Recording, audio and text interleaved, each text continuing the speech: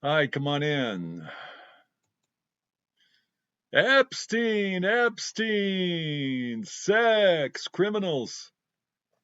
Who's doing what to who?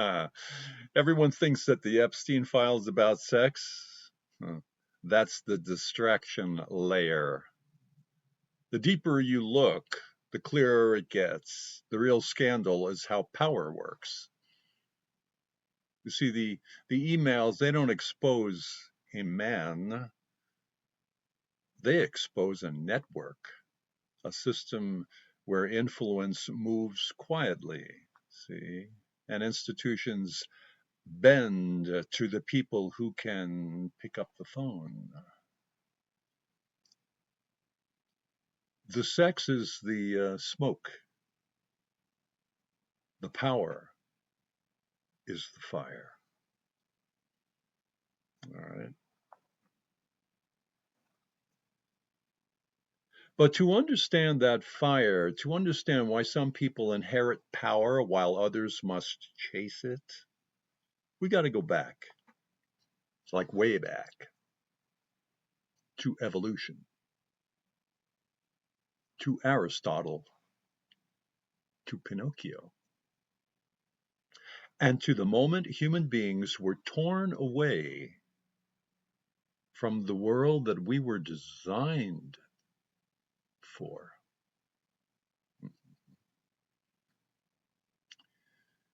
You know, we did not evolve to find jobs.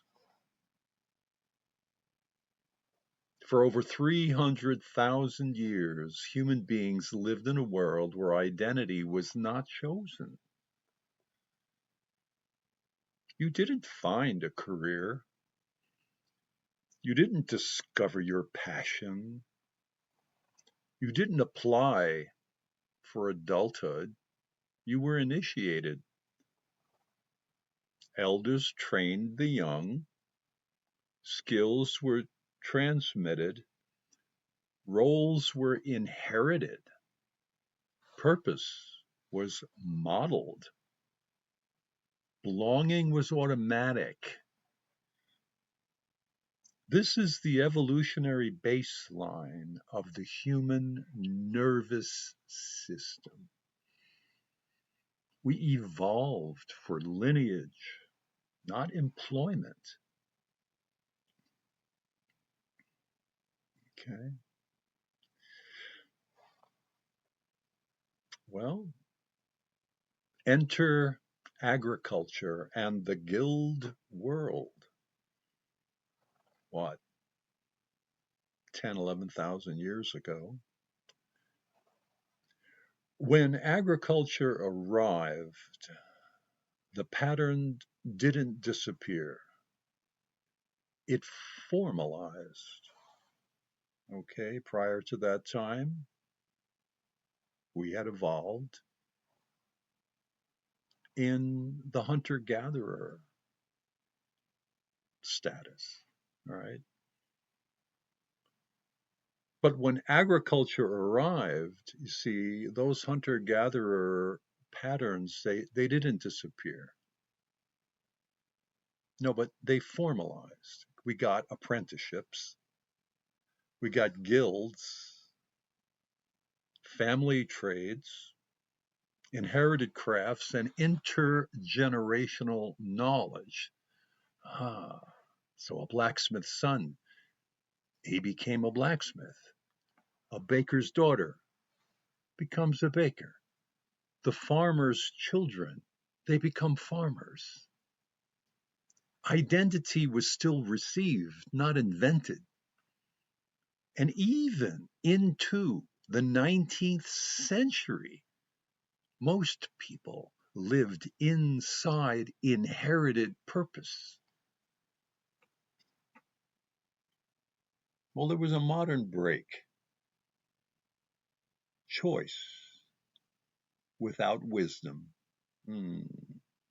So, over the last 150 years, basically a blink in evolutionary time,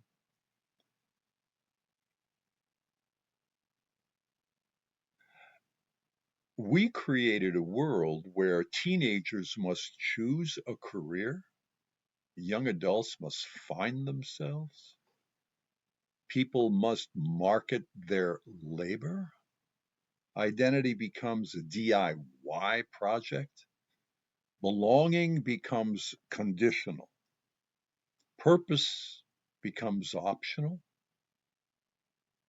This is unprecedented. We took the most inexperienced members of society and we asked them to make the most consequential decisions of their lives without elders, with no lineage, no inherited role, and no map. This is why modern life feels disorienting. We are evolutionarily designed for initiation, not job hunting. It's kind of cruel, I think. I felt that way to me, I tell you. So now enter the great Greek philosopher in the classic world when the Parthenon was built and all that wonderful stuff that's in ruins today. Aristotle and the birth of the slave class. By the time Aristotle arrived, he saw something new emerging. Yeah. Urbanization, crowded cities, people leaving the land, the farms, people leaving their lineage. And he noticed a pattern. Those who were disanchored from the lineage, they became structurally dependent on those who still had it. Right? He called them slaves by nature, but not because of biology, but because they had no inherited place in the social order. And bear in mind, in those times, such a person, by virtue of that fact, would never be considered a citizen. Only those who had gone through the inherited lineage were allowed to be regarded as true citizens. You see, those slaves, they were unmoored and therefore usable. Mm. In modern times, we call them employees, not slaves,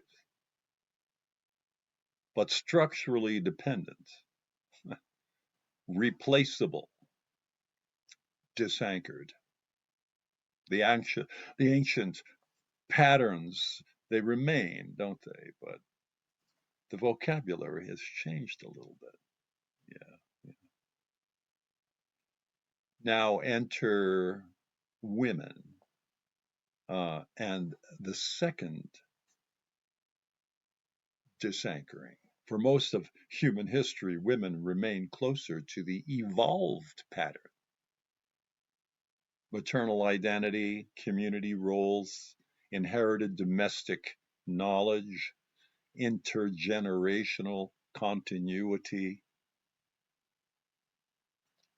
When women entered the modern workforce, they too entered the world of disposability, competition, identity fragmentation, job insecurity, choice overload.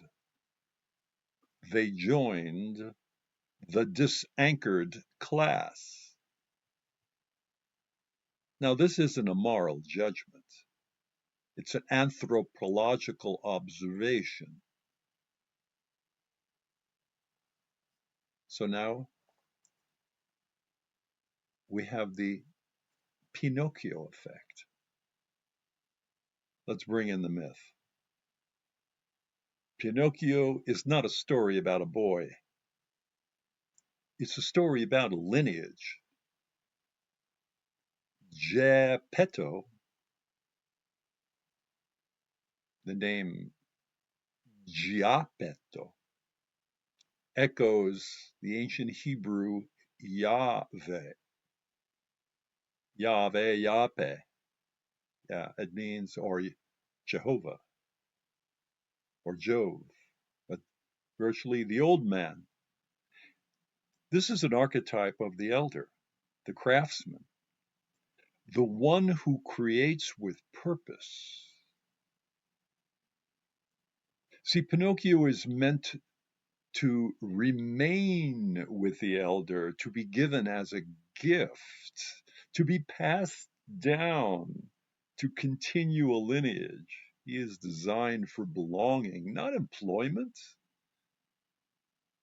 But then he meets the fox, the archetype of modernity.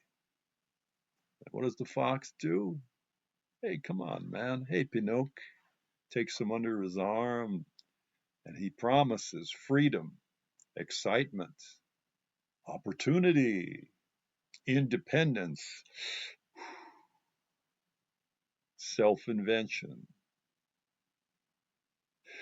This is the same promise that modern society gives every young person. Get out there and be anything you want, son. That's great. Man, I bit that hook, let me tell you, and so do many millions of kids. Boy, did they chat that one up real big. But the fox, he never tells him the cost. Disanchoring, vulnerability, exploitation, disposability, the loss of identity, and the loss of protection. There isn't a whole lot of job security when you're disposable, let me tell you. So Pinocchio becomes a commodity, a thing to be used, a thing to be sold. This is the modern worker, huh? And the irony is, son, we call it progress. So now we speak about the return home. Best part of that story, I gotta tell you. In the belly of that whale. Pinocchio becomes real only when he returns to the elder, the home, the lineage, the original purpose. See, this is the mythic message. You become real when you return to the structure you were designed for. Not the job market, not the fox's promises, son, daughter, not the world of disanchoring, but the world, yeah, of belonging, man, of mentorship, continuity, inherited purpose, intergenerational identity. This is the human evolutionary baseline. So now let's enter the Epstein files. It's a window into the lineage class. All right. Now let's return to these here files that we hear and so current in today's news. All right. The emails. They just didn't expose misconduct. They exposed a continuity class, a group of people who still live inside lineage, not labor markets, private equity titans, elite lawyers. You saw Suits on Netflix? Okay, watch it again. inherited networks, intergenerational power. These men were not out there finding jobs. They were inheriting positions in a system that still functions like an ancient aristocracy. They never left Geppetto's house. Meanwhile, the rest of society is out in the forest with the fox. This is the real divide, folks. Lineage versus disanchoring, continuity versus precarity, inheritance versus employment. You see, the Epstein files, they didn't expose a man, they exposed a system. And so now what do we have? The new slavery. Today's slavery is not physical, it is structural. It is the condition of the disanchored individual, no lineage, no inherited role, no elders, no continuity, no protection, no purpose, forced to sell labor to survive. This is the modern employee, not enslaved, but dependent, replaceable, unanchored. Aristotle would recognize them instantly. So let's talk now about the sovereign path. So what do?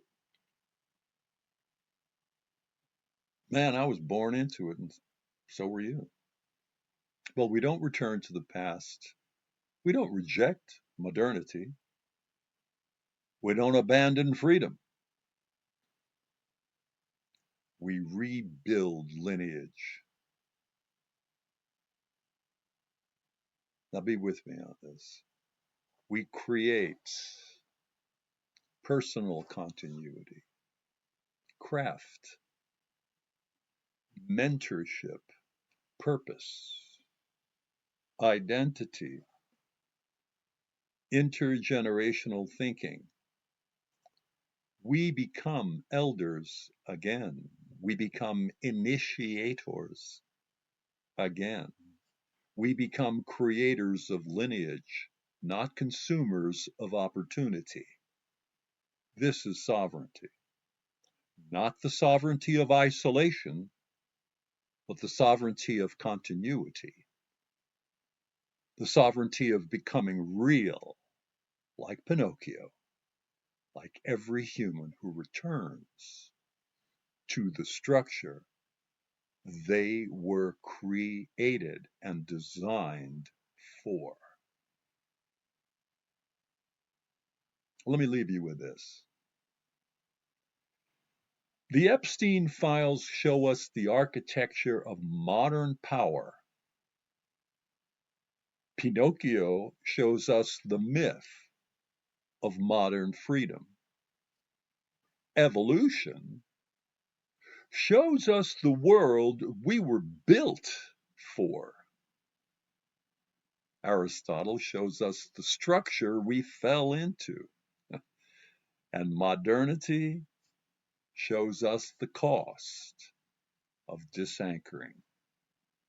But sovereignty, yeah, sovereignty is the return home, not to the past, but to the truth of who we are. Human beings who become real through lineage, purpose, and belonging. Yeah. Hey, if I spoke to you, You felt something, spark of understanding began to emerge. Once you write me, let me know how you feel about this message. Be happy to get back to you on your comments and feedback. And with that, I say, remain in peace.